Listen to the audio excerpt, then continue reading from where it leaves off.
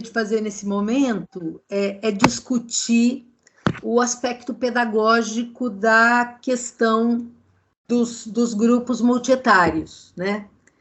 E para discutir esse aspecto pedagógico, eu gostaria de começar por perguntar.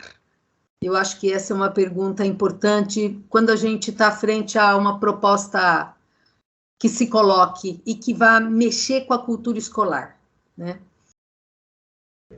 Então, acho que a pergunta que cabe frente a uma questão que, como a gente já imagina, vai mexer na cultura escolar, né?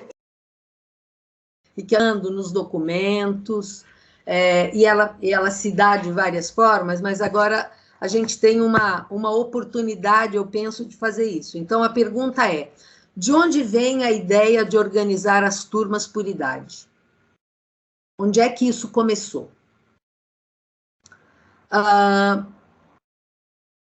De onde vem essa ideia de que as turmas precisam se desencontrar no refeitório, no parque, enfim, e especialmente na sala de referência, onde acontece as relações com as crianças, as relações grupais, né? Que a gente daí garante que elas continuem assim separadinhas, muitas vezes lá no parque, às vezes armando uma logística que é complicada para garantir que as turmas não se encontrem, né? Aí, quando eu penso sobre isso, eu localizo 2 ou 3 fontes, né? Uma mais recente, que eu acho que está no discurso de nós todos, que é o seguinte, é proteger as crianças pequenas, né, das crianças maiores, porque as crianças maiores, naturalmente, pela própria forma como elas são, como elas agem, elas machucariam as crianças pequenas. Eu acho que isso é importante a gente lembrar, que esconde um preconceito, né, contra as crianças, né, e até contra o nosso próprio trabalho de achar que a gente não é capaz de educar as condutas das crianças para que elas vivam coletivamente. Tem uma outra fonte, que é uma concepção de desenvolvimento, concepção de que o desenvolvimento é inato, ele acontece naturalmente à medida que as crianças vão crescendo, e que ele acontece por etapas. Então, em cada idade é uma coisa diferente, é uma situação diferente, é um aprendizado diferente, é um produto diferente, né? Agora, quando a gente vai lá na origem mesmo desse processo, porque tanto a questão da proteção quanto a questão da concepção de desenvolvimento, elas são muito mais recentes na história, né? Mas quando a gente vai lá na origem do processo mesmo, né, no início da escola de massas, a gente vai ver que nessa origem há uma proposta de controle, de padronização, de vigilância, de formar crianças para serem adultos que pensam e agem dentro da caixinha.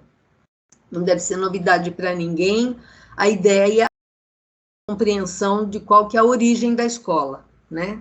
Dessa escola de massa, que ela acontece lá na Revolução Industrial, no século XVIII, né? Quando, o que acontece naquele momento? Os adultos acostumados ao trabalho sazonal, verão, e nós estamos falando da Europa, acostumados a trabalhar muito no verão, horas a fio no verão, e a trabalhar muito pouco no inverno, dadas as condições climáticas que definiam assim, né? De trabalhar quando tinha luz, então o sol determinava os ritmos de trabalho, né? Quando na Revolução Industrial, essa de pessoas vêm para as cidades para trabalhar na indústria, o que acontece? Eles começam a trabalhar 18 horas por dia. Aí é importante também a gente dimensionar isso para perceber o quanto que o trabalho veio sendo, as condições de trabalho vieram melhorando, né, por luta dos trabalhadores, obviamente, mas se trabalhava 18 horas por dia, de domingo a domingo, e de inverno a inverno. Não tinha mais inverno, verão, primavera, outono. As pessoas trabalhavam direto e reto. E o que começa a acontecer aí? As pessoas se revoltam e quebram as máquinas. Bom, para isso criaram as prisões. As pessoas enlouqueciam, para isso se criaram os hospitais psiquiátricos. E aí os industriais os donos dos meios de produção, olham para as crianças, como vai dizer o Mariano Enguita, num livro muito legal que se oculta da escola. Os industriais olham para as crianças como a grande guloseima de que o capital precisava. Vamos disciplinar os corpos, né? Disciplinar as crianças de pequenos para que adultos eles sejam obedientes, respeitem a autoridade, saibam cumprir as ordens, né? Sem pirar e sem enlouquecer, né? Sem se revoltar e sem enlouquecer. Na verdade, essa é uma discussão que o Foucault vai trazer com uma categoria muito interessante, que é mostrar como que a escola de massa, os hospitais psiquiátricos e as prisões nascem juntos na Revolução Industrial. E a escola para garantir a educação, a normalização, a padronização, a homogeneização das crianças, né? Bom, o papel da escola mudou, né? E disso falam todos os documentos oficiais, falam, todas as pesquisas nas diferentes áreas têm mostrado que o papel da educação não é disciplinar corpos, né? Pelo contrário, né? O papel da educação é formar a pessoa, a inteligência e a personalidade. Desde que nós descobrimos que nós somos seres históricos e culturais, não somos seres biológicos, genéticos exclusivamente, né? A genética dá conta da nossa constituição física, mas são as experiências vividas desde o nascimento, o lugar que a criança ocupa nas relações de que ela participa, o que ela vive, como ela sente isso que ela vive, como ela se sente nas relações, né? É isso que vai constituir a inteligência e a personalidade, ou seja, a consciência humana mesmo, né? A pessoa, né? Então, a gente vem discutindo bastante que as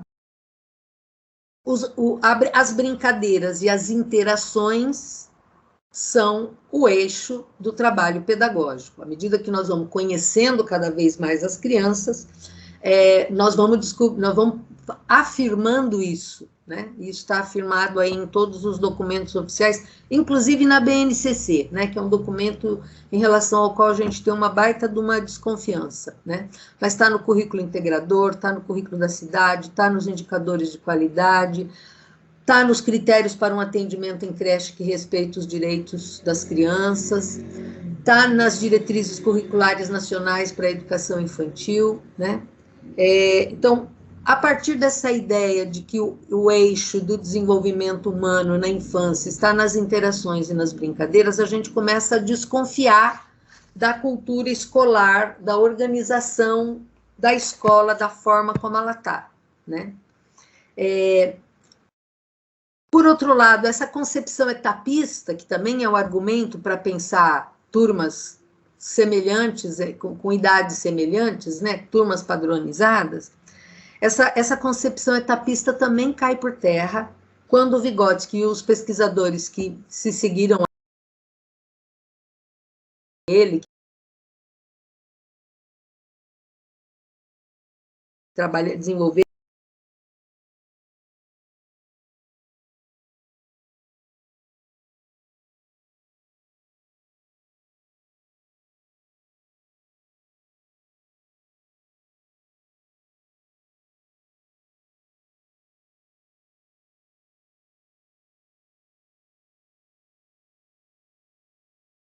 as suas ideias, os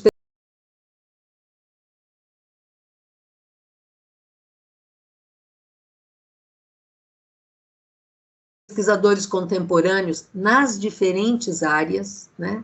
Na antropologia, na pedagogia, na psicologia, na sociologia, mesmo nas neurociências, né?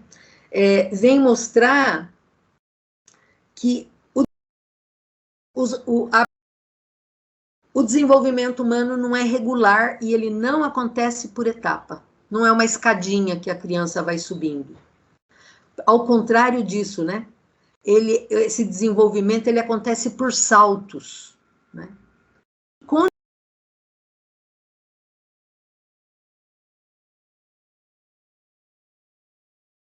condiciona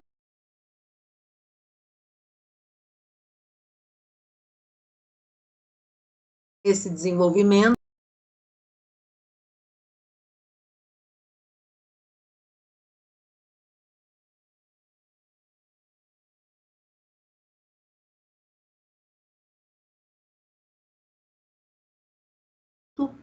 é a mediação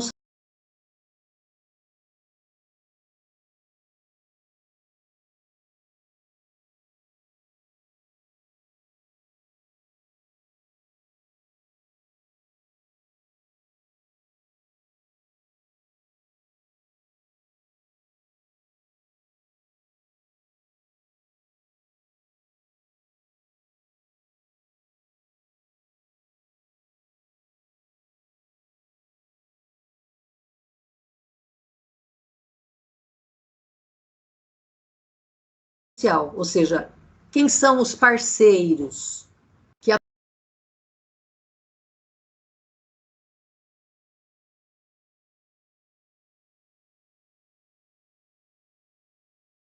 apresentam o mundo da cultura para as crianças. Então,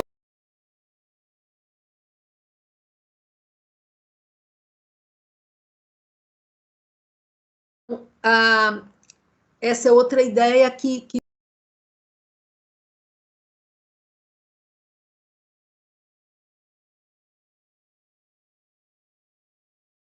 justificaria os agrupamentos por idade e que também cai por terra. Cai por terra, mostrando que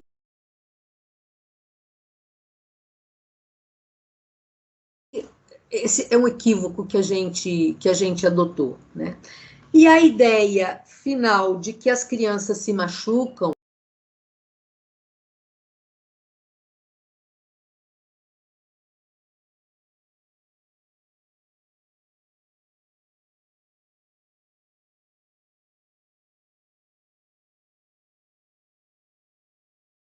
quando as crianças de diferentes idades se encontram, essa ideia também cai por terra, seja a partir das pesquisas que a gente tem produzido no Brasil e em outros lugares do mundo, né? No Brasil, algumas pesquisas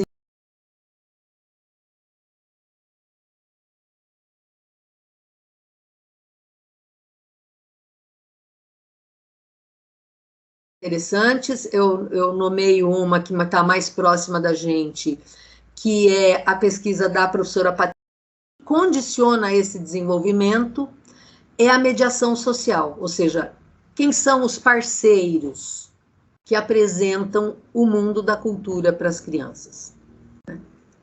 Então, essa é outra ideia que justificaria os agrupamentos por idade e que também cai por terra, mostrando que esse é um equívoco que a gente adotou, né? E a ideia final de que as crianças se machucam quando crianças de a Patrícia Prado, da USP, da Faculdade de Educação da USP, que fez o seu doutorado sobre os grupos multietários, que eles chamam de agrupamentos, na Rede Municipal de Educação de Campinas. O projeto dos agrupamentos acontece na rede de Campinas desde 2003, e a Patrícia Prado vai estudar esse processo. E é interessante, né, que a Patrícia vai mostrar que ela, observando os grupos multietários, ela não conseguia distinguir as idades. Porque as crianças, o desenvolvimento humano não acontece numa escadinha, ele acontece de verdade a partir das relações que as crianças vão vivendo, né? E de fato, né, quando a psicologia estuda as idades, né, vai perceber que 3 a 6 anos, eu diria 3 a 7 anos, né, a partir de alguns estudos, a atividade principal das crianças, ela se confunde. É o brincar, é o descobrir o mundo, é o interagir com as pessoas, né? E um outro exemplo que a gente tem mais próximo ainda da gente são as experiências de turmas multietárias que a gente tem na rede, né? E conversando com a coordenadora pedagógica, Carolina de Jesus, ela comentava como as crianças mais velhas recepcionam as crianças mais novas na turma quando as crianças chegam. Não apenas as crianças mais novas, elas recepcionam também as famílias das crianças mais novas, mostrando a escola, ó, aqui a gente faz isso, aqui a gente faz outra coisa. Esse é um movimento que, se do ponto de vista pedagógico, a gente precisaria de alguns dias para discutir, porque imagina a formação da autoestima dessa criança mais velha que recepciona as crianças mais novas, como ela se sente importante nessas relações de que ela está participando. Como ela desenvolve, como ela forma e desenvolve nessa relação a solidariedade, a empatia, né? O perceber o outro com o mesmo medo que eu tinha no ano anterior. Então, é uma educação do sentido de comunidade que, de um modo geral, a gente percebe hoje tão pobre na nossa sociedade como um todo, e que a gente faz um esforço enorme de formar nas nossas crianças, né? Disso depende muita intencionalidade, né? Então, na verdade, os 3 argumentos que eu consigo localizar para a gente ter turmas de mesma idade sendo educadas juntas, do meu ponto de vista e do ponto de vista daquilo que eu tenho estudado, cai por terra, daquilo que eu tenho visto, daquilo que eu tenho lido, daquilo que eu tenho visto nos documentos que nos orientam, seja o preconceito contra as crianças, seja essa ideia de que as crianças se machucam, de que crianças maiores não terão o que aprender com as crianças menores, né? A ideia de que, e a própria ideia de que a educação, para que serve a educação, né? Não é para disciplinar corpos, mas é para formar pessoas para serem o máximo, gente para brilhar e não para morrer de fome, né? Como diz o Mayakovsky na voz do Caetano Veloso, que a gente conhece mais. Mas então, se a perspectiva, né, do que a gente tem apontado é de promover a interação e as brincadeiras, né, a articulação de grupos multietários é uma das formas como a gente concretiza esse discurso, né? E é uma forma importante, eu diria, para concretizar isso que a gente vem anunciando, né, para estabelecer essa relação que muitos chamam entre teoria e prática, mas que, na verdade, é uma relação entre o discurso que a gente anuncia e as práticas que a gente efetiva, né? Todo o discurso que a gente tem visto contra as formas de antecipação da escolarização esse discurso vai ser balançado pela articulação de turmas multietárias. Porque a gente vai ter que pensar como é que a gente prepara isso. E eu acho que o movimento que a gente precisa fazer agora é preparação para esse processo, que eu diria que é um movimento inevitável.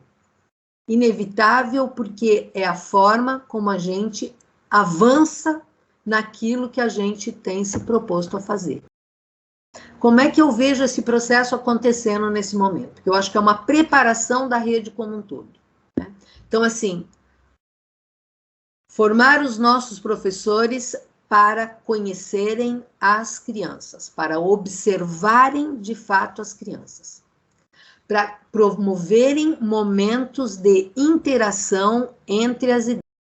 Quando a gente fala de promover movimentos de interação entre as idades, não é ter as turmas se encontrando lá no pátio, ponto. É as turmas se encontrando lá no pátio com o professor presente. Olhar para como as interações acontecem, como as crianças das diferentes idades interagem, e perceber, como as pesquisas têm mostrado, a solidariedade, o zelo dos maiores em relação aos menores, como os maiores vão servindo de parceiros mais experientes para os pequenos. Eu sempre brinco, né? Quando a gente pensa que os parceiros mais experientes são fundamentais, como é que a gente justifica que as crianças passem o período que elas estão na escola com um único parceiro mais experiente, que é o professor? quando elas podem ter outros parceiros mais experientes, na experiência de crianças de diferentes idades, né? Então, preparar o professor para essa interação, lá no pátio, percebendo, construindo conhecimento mesmo sobre as interações das diferentes idades, lá no refeitório, quando as crianças podem, de fato, sentar onde elas quiserem, perto de quem elas quiserem, e não o infantil 1 se sentar com o infantil 1 e o infantil 2 se sentar com o infantil 2. Mas as crianças poderem, de fato, se articular. Estabelecer momentos em que a escola funciona com as portas abertas. Cada professor realizando uma atividade num lugar, não precisa ser nem dentro da sala, pode ser no espaço externo, e as crianças buscarem se agrupar de acordo com o interesse a partir daquilo que o professor está promovendo. Seja contando história, seja fazendo um teatro, seja produzindo uma geringonça, seja fazendo uma brincadeira com água. Promover, a gente começar a pensar nas possibilidades de, lá fora, e lá dentro também, a gente começar a organizar os espaços para garantir essa interação, ao mesmo tempo que a gente garante a autonomia das crianças, né? Porque eu tenho brincado, né? A última coisa que pode acontecer, a última, assim, antes da gente se suicidar pedagogicamente, completamente, é nesse processo de criação das turmas multietárias, o professor dividir a lousa. Assim, aqui vamos trabalhar com as crianças de 4 anos, aqui vamos trabalhar com as crianças de 5. É fundamental que nesse momento a gente dê um salto de qualidade na nossa cultura escolar. A gente atualize as nossas práticas de acordo com os discursos que a gente tem defendido nos documentos que nos orientam. E que atualizam, né, que modernizam a educação infantil, né, que modernizam a escola. Essa era uma fala que o Freinet fazia já nos anos 50 ou 40, né? Modernizar a escola. E modernizar a escola com a participação das crianças. Modernizar a escola com o olhar atento, presente, atuante do professor, que não é aquele que controla, não é aquele que dirige, não é aquele que pensa sozinho, mas é aquele que pensa no grupo, que pensa com as crianças, que resolve problemas com as crianças, que busca a participação intensa das crianças o tempo todo, porque é só assim, a gente sabe hoje, que as pessoas aprendem. E é muito triste descobrir isso hoje, porque a gente passou a nossa experiência inteira na escola aproveitando muito pouco daquilo que a gente poderia ter aproveitado.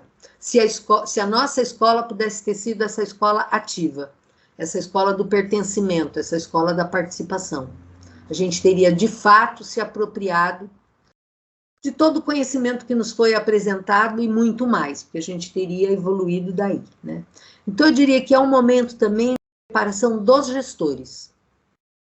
O gestor também se preparar para pensar como é que ele contribui pedagogicamente, como é que o seu papel pedagógico, porque é importante lembrar, né, gente, a gente sai da ditadura no papel de pequenos ditadores. Nós, gestores, donos da escola. E aí, donos, controladores, dirigentes, tem ainda lugar, né, na estrutura da educação que o diretor de escola chama dirigente. Então, assim, nós estamos trocando esse papel para liderança pedagógica. O diretor da escola tem que ser a maior liderança pedagógica da escola. Quem oferece apoio, quem oferece suporte, quem atua junto, quem ajuda a resolver problemas juntos, né? Fazendo junto com o professor, buscando as formas que facilitam, favorecem o trabalho dele, esse trabalho de formação das crianças para serem o máximo, né? Então, é preciso também que a gente faça um trabalho com os gestores de preparar esse momento, né? Preparar esse momento que em algum momento do futuro vai acontecer, né? Então, esse é um elemento que eu diria também fundamental para a gente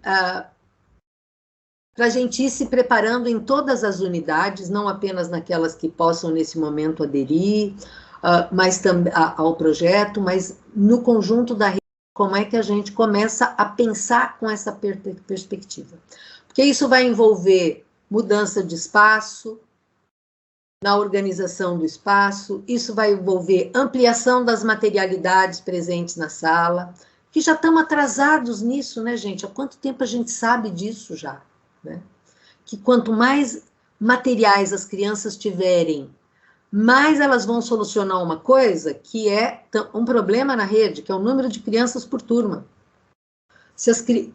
Eu sempre digo assim, por que esse é uma contingência do nosso trabalho? Porque o Brasil, por todas as críticas que a gente possa fazer, baixo investimento na educação, devia ter muito mais investimento, apesar de ser grande, né? Mas o Brasil fez uma opção por receber as crianças a partir do nascimento, nós não universalizamos isso ainda, mas esse é um compromisso que a gente vê crescente quando a gente compara com a América Latina, quando a gente compara com a América inteira, quando a gente compara com a Europa, nós vamos vendo que nós fizemos uma opção por receber as crianças na escola gratuitamente. É por isso que a rede de São Paulo é a maior rede de educação infantil do mundo, porque tem essa característica de receber as crianças gratuitamente e acolhendo o máximo. A gente, claro, ninguém quer ter 35 crianças, mas o espaço organizado com materialidades disponíveis é um elemento que trabalha junto. Por isso os italianos falam que o espaço é o segundo educador da turma. E isso nós precisamos nos convencer, né? E isso é muito fácil de fazer com materiais diversificados, que hoje a gente sabe não é mais o material que a gente compra, é um material que a gente vai encontrando, não é um material, pode ser um material que a gente compra, sim, né? Mas são as peças de tecido, não são os brinquedinhos prontos que tem bula para trabalhar, mas são as materialidades diversas, né? Que muitas delas a gente junta em casa, com as famílias, com as indústrias locais, enfim, é um outro olhar para as materialidades. É um outro olhar para a organização do tempo das crianças. Mais tempo livre na escola, para garantir interações e brincadeiras, que são os eixos fundamentais desse desenvolvimento, né? Mais relações horizontais. O professor que sai do lugar daquele que controla, dirige, decide, avalia e pensa sozinho, para ser aquele intelectual que acompanha, né? Que dá suporte para quem precisa e que abre espaço para crescer para quem já está indo, né? Então, nós vamos ter nas nossas salas múltiplos grupos, né? Porque as crianças vão se aglutinar de determinados momentos em pequenos grupos, em outros momentos em grupos maiores, enfim. Nós vamos ter, eu entendo que nós vamos ter aí a condição da gente ir transformando essa cultura escolar que já é urgente e absolutamente necessária, né? Para o desenvolvimento.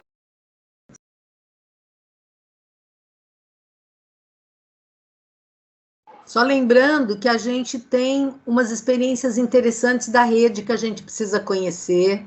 Eu acho que a gente precisa fazer essa aproximação com a rede de Campinas, então já não seremos os primeiros, também não precisamos ser os últimos, né? Então, acho que conhecer essa experiência, algumas outras experiências pelo Brasil, e eu acho que descobrir o que mais anda acontecendo por aí, porque, assim, a educação no campo, certamente, ela é multisseriada, né? Nos pequenos núcleos, né? Tem um vídeo maravilhoso que se chama Ser e Ter, que é uma experiência de um professor num pueblito francês, com as condições outras que tem lá, um número menor de criança, né, tudo isso que a Europa já aprendeu e que nós estamos aprendendo agora, que é pelas próprias condições econômicas, ter cada vez um número mais reduzido de filhos, né? Mas, enfim, é uma experiência que, se a gente for olhar, não se a gente ficar olhando assim, nossa, tem uma máquina de xerox, porque uma hora dessas eu mostrei para um grupo, e aí as meninas ficavam assim, mas eles têm uma máquina de xerox na sala. Mas eles têm uma biblioteca ali do lado. Não é olhando as condições, mas é olhando as relações.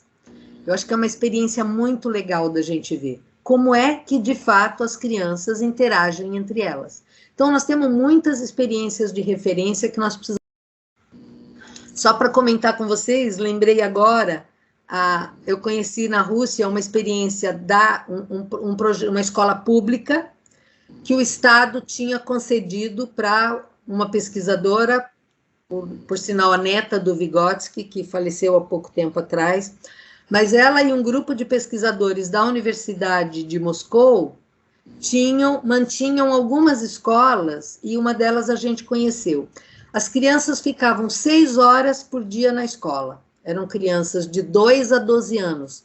2 dessas horas, as crianças conviviam juntas, as de 2 a 12 anos, né?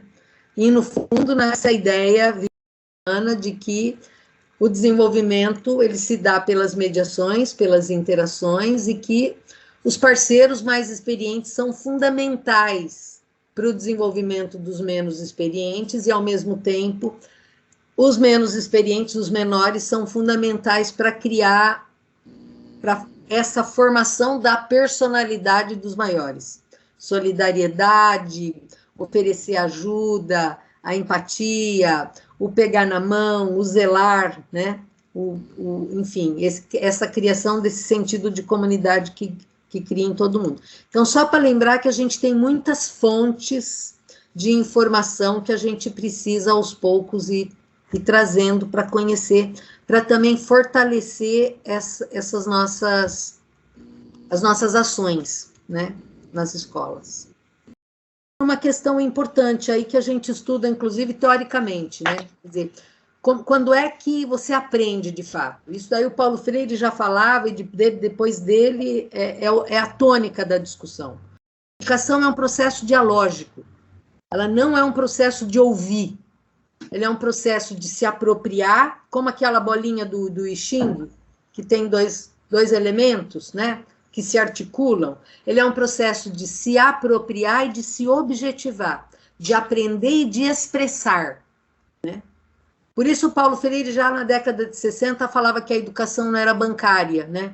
E quando ele falava de ser bancário, não era de sentar no banco, né? De ser um banco mesmo, onde a gente abre a tampinha da cabeça das crianças, coloca, deposita, um dia abre e manda sair, né? Então ele dizia, a educação não é isso. É preciso a comunicação, a fala.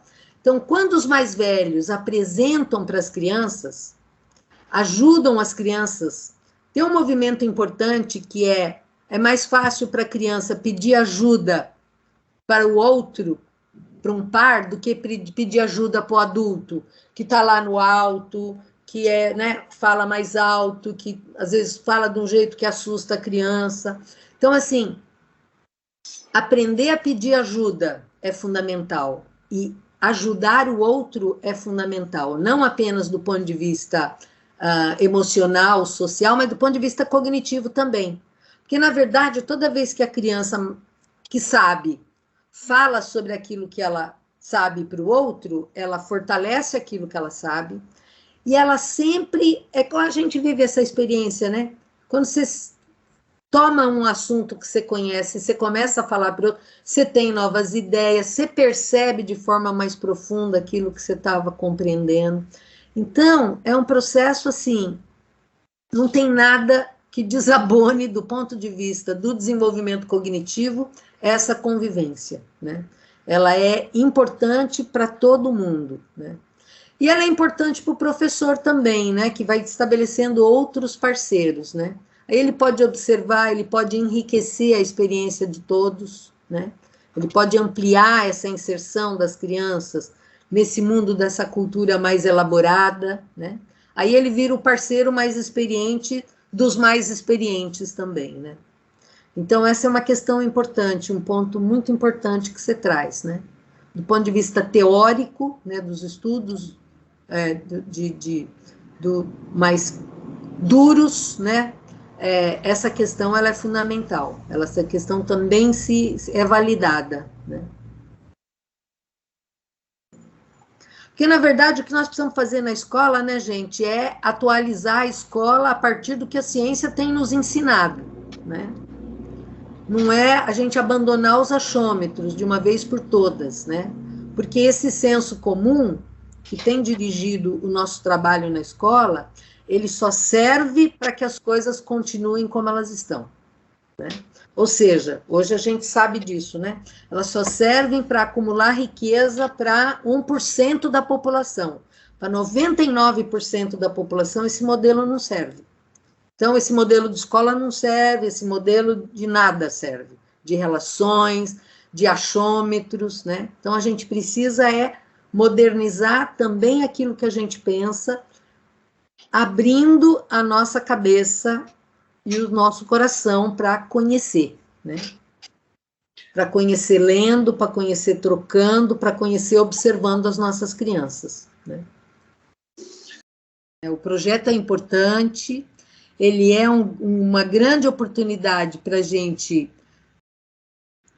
revolucionar essa cultura escolar que a gente tem tão arraigada na escola, né? De pensar a nossa escola de uma forma mais livre, mais participativa, mais feliz, né?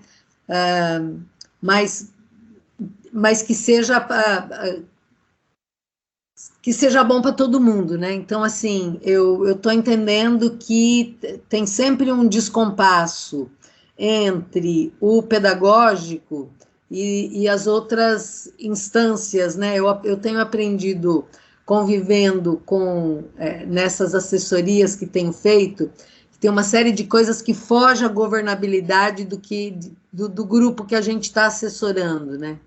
Então, eu acho que eu estou com a impressão que é isso que tem acontecido, né? É uma ideia boa, né? Que de repente é atravessada pela urgência, eu entendo que o papel da secretaria é definir as políticas, mas a forma como ele vai ser implementado, a forma como isso vai sendo administrado vai ser importante, né? Para a garantia desses benefícios para todo mundo mesmo, né? É isso, bom trabalho, boas discussões e contem comigo naquilo que eu puder ajudar.